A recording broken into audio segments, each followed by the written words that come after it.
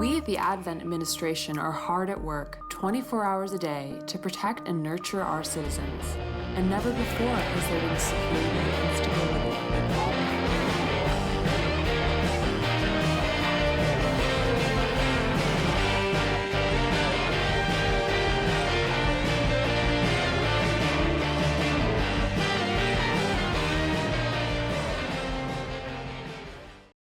Hey everyone, welcome back to my ongoing Long War of the Chosen playthrough.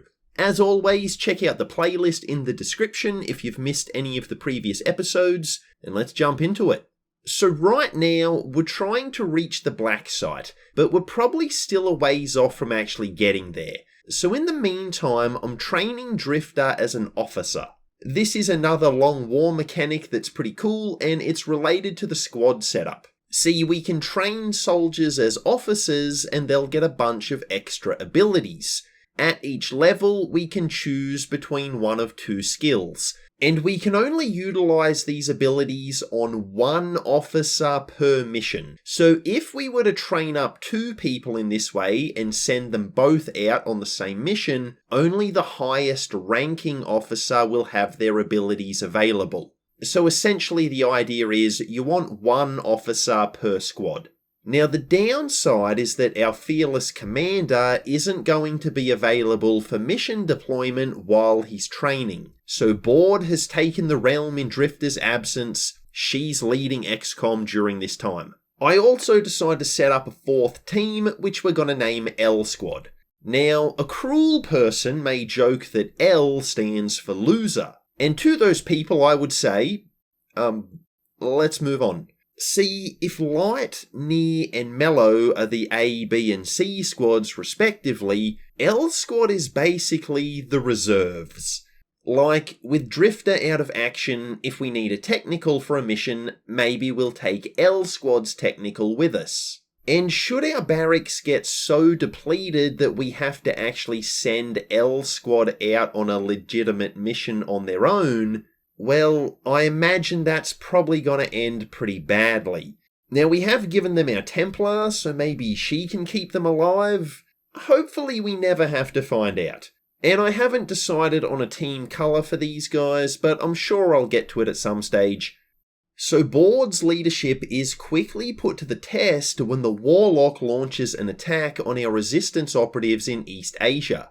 Light Squad has to cancel the infiltration they were conducting in the area in order to respond to this threat. And cancelling infiltration is something we can do at any point, but obviously we want to avoid it if we can, since it means that we've just wasted a whole bunch of time. But in this particular emergency, I think it's the best course of action. Now we can deploy 8 soldiers on this one. I've bonded Leo and Avian and I've been sending them out on quite a few covert ops. So because of that, plus with Drifter out, Light Squad only has 5 soldiers available. So we fill the rest of the ranks with Pang, Marino and Guardian. Let's show the elders Skullet who's boss around here. Now, immediately I'm expecting this Haven attack to go worse than the last one. The objective is the same, we need to protect the device that we're using to hack the Advent network. But the problem is the terrain. We're not in a building this time, we're just out in the middle of some construction site. There's barely any cover and we can easily be flanked from any side. Plus, Light Squad has deployed quite a distance away from the device and the resistance personnel. So they're not going to be able to reach our Haven boys and girls in a quick amount of time. So this could be really bad. The bad news doesn't stop there though. The Warlock has leveled up since we last encountered him, and he has a weird ability now that grants him more dodge the further away the attack comes from. Additionally, there's no petrol station we can use to blow him up and almost one-shot him this time. So yeah, the RNG's just not working for us here. Dollar Store Master Chief is the operative I've placed as the Haven advisor, and you'll see he's carrying a battle scanner. Now, it's not particularly useful for these kinds of missions, but it will help reduce the chances of getting a faceless inside the Haven. That's why he's holding it. Meanwhile, Light Squad is busy dealing with a pod of Advent soldiers, so that's going to slow them down even further. However, we do have one man who can make it to the Resistance fighters this turn. Visitor, using a bonded movement action from Turkey, can sprint across the map and land a massive flash on one of the sectoids. It was overwatching, which is why I chose to target that instead of the Vipers. Normally I'd go with the Vipers first, but we want to avoid Overwatch, and Visitor has Shadow Step, so he was the perfect one to take this sectoid down. Obviously that means the Vipers are still around, and we probably want to do something to deal with them, otherwise they're going to poison us and we're going to start losing people left and right. So we can run in to flank them, and that will make taking them down reasonably easy. The problem is, if we do that, it brings us closer to the Warlock, and being close to the Warlock is not really where we want to be. See, on his turn, he uses Mind Scorch, and this did honestly crack me up a little bit. The Mind Scorch ability now literally sets the target on fire. Like, yeah, it has the word scorch in it, so we have to involve flames. The most literal interpretation you could have. Okay, and once again, I don't think I brought any medikits. It's beginning to become a recurring theme here. I really need to do something about it. And because we can't heal them, that burning Resistance operative is most likely going to the Shadow Realm at light speed. Now we can actually evac out of this mission, so I try that, but by the time the Sky Ranger gets there, I suspect it's going to be too late. I really need to bring more medikits. Anyway, soon enough, Guardian is able to reach the Warlock, and we hit him with a Shredder gun. Now this triggers his Spectral Army and Safety Bubble combo as a reaction turn. Yeah, he gets to do that during our turn. It's just brutal. So we have to waste a bunch of actions eliminating the Spectrals. Once they're gone, obviously the Warlock is going to leave the Safety Bubble as you'd expect. So we shoot him with Pang, and despite the weakness to Reapers, and Pang having the Blood Trail ability, the Warlock only takes 8 damage. Now that may not be bad, but it's not nearly enough to finish him off. And then things go really sideways. With his next reaction move, the Warlock takes up position inside the bottom of this lookout tower. And what's truly dreadful about this is that he has the Close Combat Specialist ability. That means if we get too close to him, he gets a free reaction shot. He can attack us. So obviously we don't want to get shot, but at the same time, we have to get close to him to gain line of sight. He's inside the building. We're not going to be able to see him otherwise. So yeah, this is really bad. And it's truly a big-brained play from the Warlock. He's taken up the perfect position to counter us. So a few of our Resistance operatives do take damage, and honestly here I'm scratching my head about what I'm gonna do. This guy's just gonna wreck everyone that gets close. Fortunately, however, I have an answer. Remember, Visitor has Shadow Step.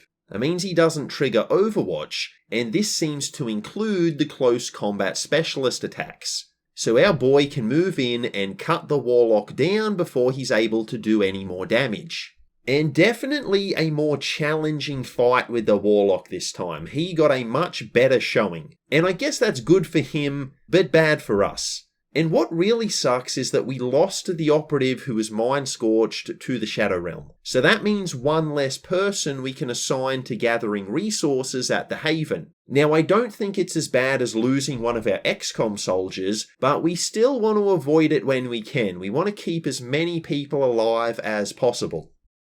Now while this is going down, Melo Squad is on a mission of their own, and we can meet a few more members of the team.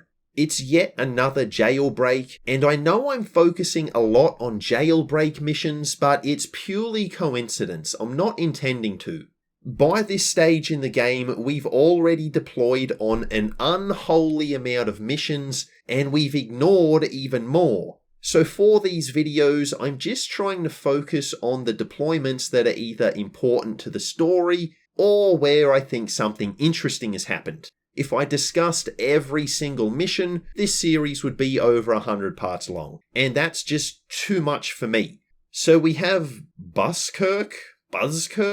I don't know. But anyway, she's a sniper. We've also got Headbanger the gunner, there's Whistlepig the assault, and Christmas the specialist. I was hoping to keep Latimer concealed as we activate the first pod, but a drone flies in from behind us and spots her, and apparently the drones have a bigger detection radius than other Advent units. So yeah, no more concealment, we're going in hot it seems. So inside the building, as we access the cell doors, Christmas actually makes the 46% chance for a permanent increase to his hack stat. I hardly ever make these, and I was so excited with this. Like such a low percentage chance, and we did it. Christmas is awesome. Now, like the jailbreak from the previous episode, the cells holding the Resistance members are in different rooms. So I move the prisoners in the far cell up the staircase and towards our troops. Now, the first two were able to do this just fine, but for whatever reason, the third one, who follows the same path as the others, well, they activate a nearby pod. So figure that one out.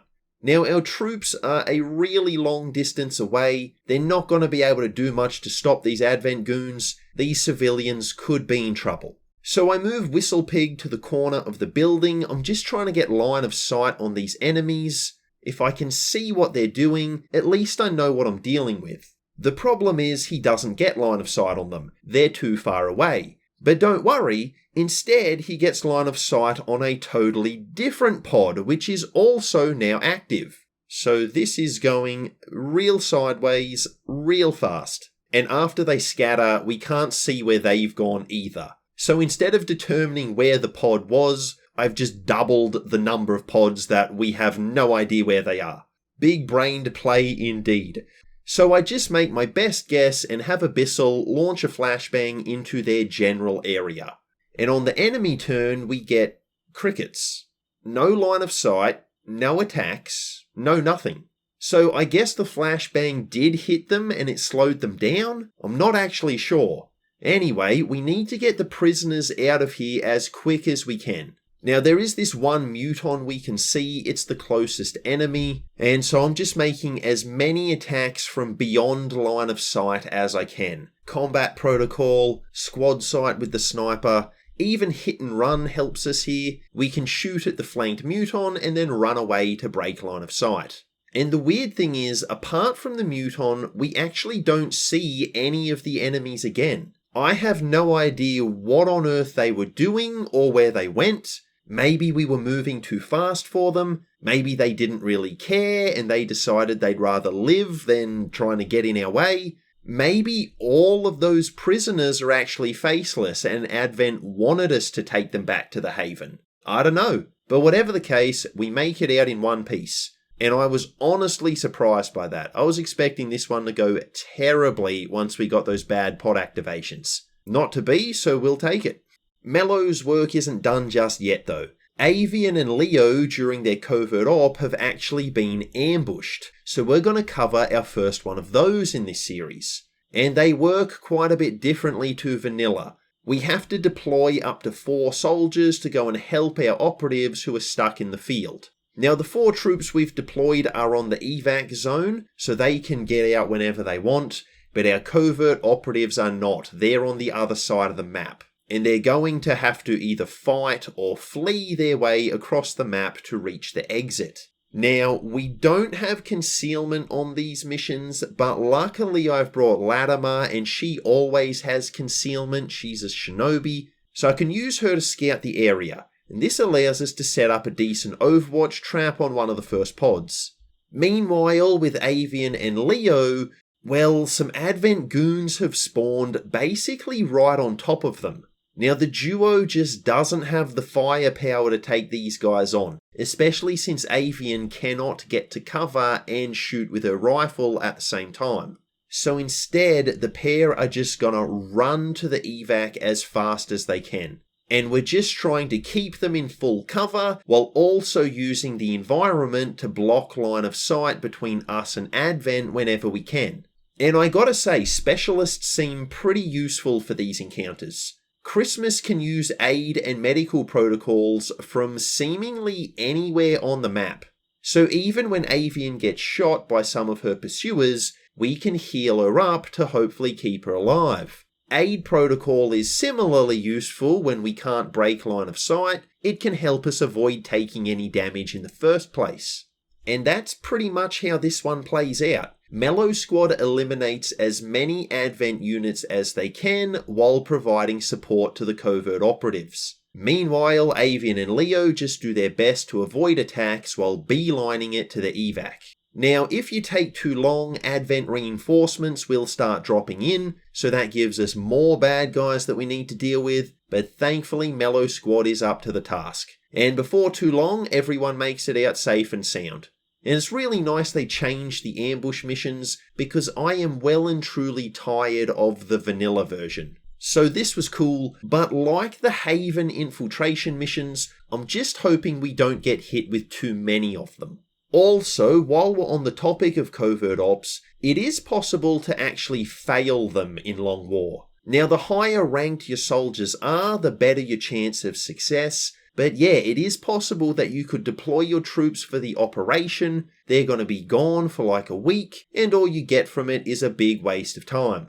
That's honestly pretty horrible. And speaking of those Haven infiltration missions, you guessed it, we've got another one. In fact, we get hit with 2 of them almost back to back. Now, with the amount of jailbreaks we're doing and the people we're adding to our havens, I guess it's to be expected. I just wish they had some variations to this mission so it wasn't always just doing the same thing. Anyway, one good thing is we do have a mech in most of our havens now. We've mostly been picking them up from covert ops, and I think one might have been from a scanning reward on the strategic layer. I think later on the specialists can get an ability that allows you to essentially steal mechs from Advent when you hack them on the tactical layer. So we've got that to look forward to possibly. And I love the paint job for these things. Not only is the blue really cool, they've got this evil shark mouth look happening too. It's really nice. Now this haven is in Eastern Europe and our haven advisor is Ripper the Ranger. I like using rangers as advisors since their ability to shoot twice gives us a bit more firepower, but in the long term, specialists with scanning protocol are the best bet. We just need to level up some specialists to give them that ability, and that can be a time-consuming process. We get good fortune on the mission. We're on a rooftop when we activate most of the enemies, so we're benefiting from that height bonus. And quite a few of the enemies are sectoids, and they're relatively harmless, at least compared to some of the things we could be facing. And on top of that, we also get quite lucky in making multiple low percentage shots. These Haven fighters are really putting in the work. So yeah, all these Haven defense missions, we win them, and none of them are difficult, they're just repetitive. And I think that's actually going to do us for this episode. I know it's a bit shorter than they usually are, but the next mission, well, it's probably going to take a long time to get through that one, so we just don't have time to do it today. Hopefully it'll be worth the wait in the next one. If you would like a week's early access to that episode, you can sign up to the Patreon for only a few bucks a month. The link is in the description. And if you enjoyed this video, please consider leaving a like, a comment, and subscribing to the channel. It really helps me out. And, as always, until next time, have a great day.